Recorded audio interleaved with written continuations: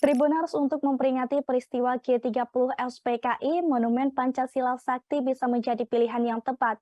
Monumen Pancasila Sakti dibangun pada Agustus 1967 silam atas prakarsa dari Presiden Soeharto.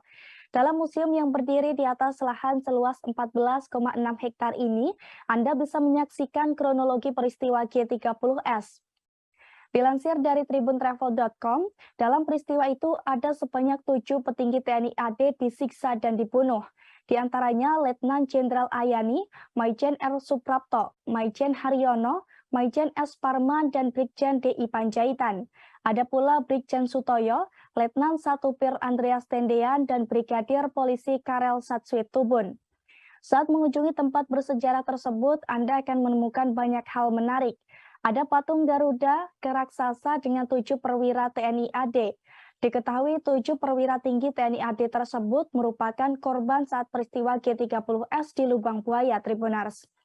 Ada pula ruangan penyiksaan yang dulunya digunakan untuk mengurung dan menyiksa para perwira tinggi TNI AD. Tribuners juga bisa melihat Museum Pengkhianatan PKI, Dapur Umum PKI, Pos Komando PKI, Museum Paseban hingga Sumur Lubang Buaya. Adapun sumur lubang buaya ini letaknya berada di area kosong dekat museum.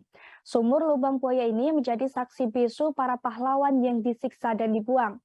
Dan apabila Anda penasaran dan ingin melihat lebih dekat, Tribuners bisa datang ke Jalan Monumen Pancasila Sakti, Lubang Buaya, Kecamatan Cipayung, Kota Jakarta Timur, DKI Jakarta.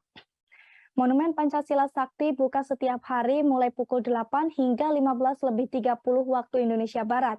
Adapun harga tiketnya dibanderol sebesar Rp5.000 per orang. Sementara untuk pelajar atau mahasiswa dikenakan harga tiket masuk Rp3.000 per orang.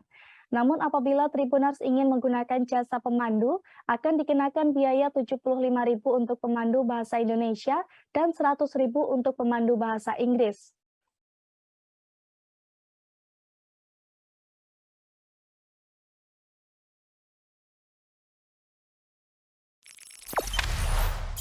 Jangan lupa subscribe, share, komen, dan like ya.